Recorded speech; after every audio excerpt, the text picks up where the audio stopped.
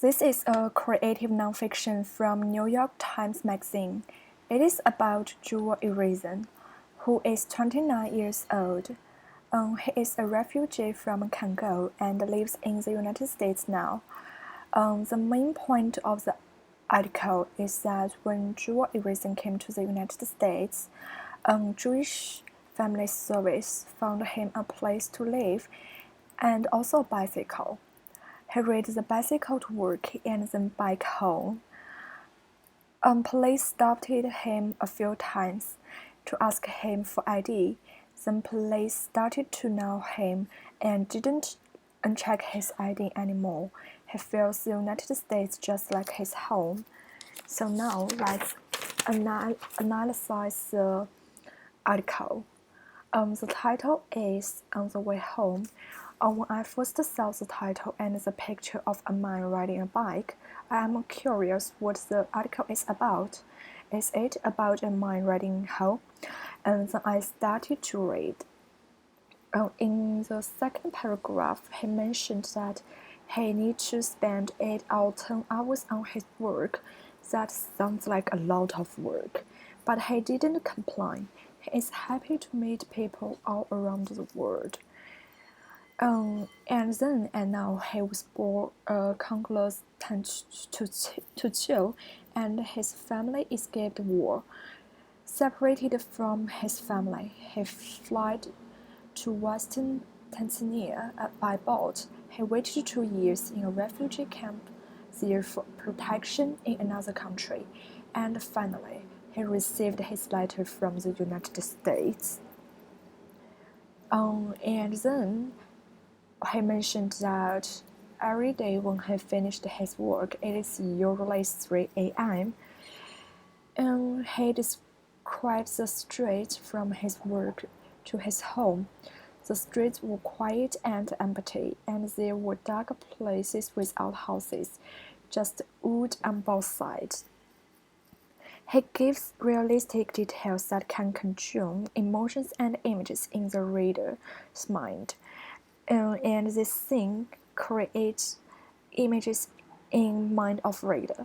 When I read it, I feel like I am part of that thing. And then he mentioned that one night on the way home, he was stopped by police.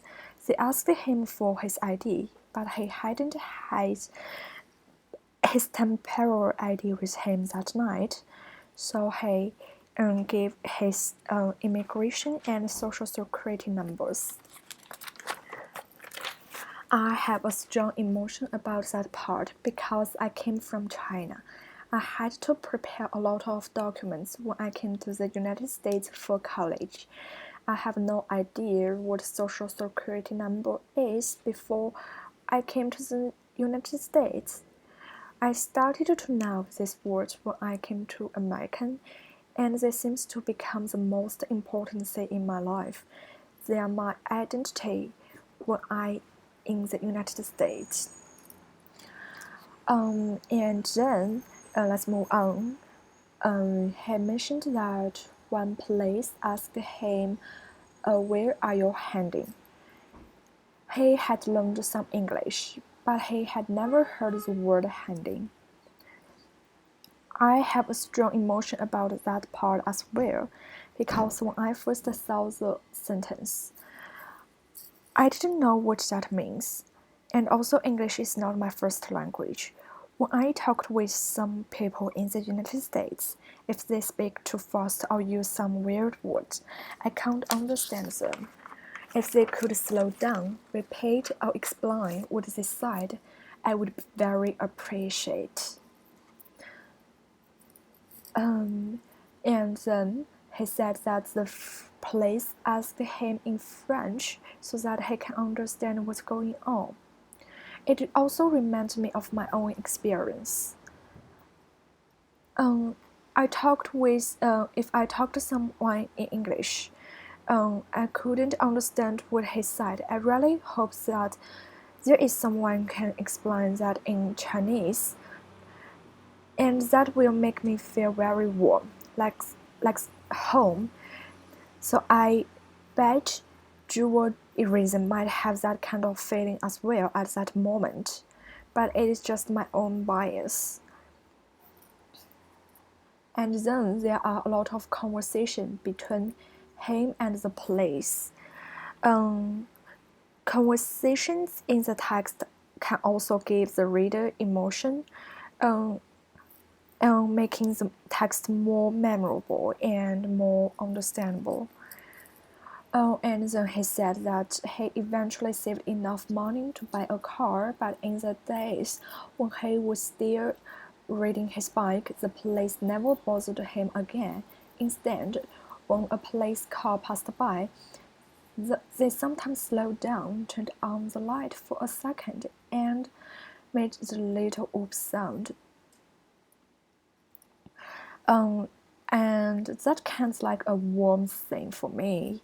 And for the last sentence, he said that he started to like it when they did that. He was new to the United States, and this was a kind of hello. I have a strong sympathy with the last sentence, because I came to the United States 5 months ago, and the United States is just like a totally new environment for me. But everyone here I met are just so nice, so patient. They gave me a lot of help, which makes don't feel too much lonely.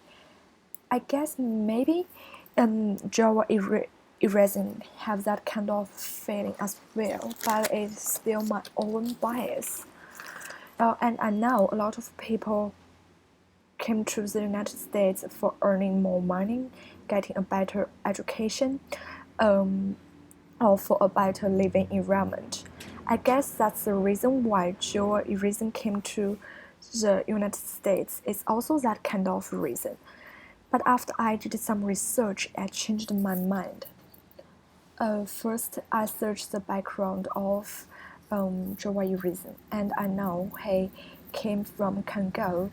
He lost his family during the war.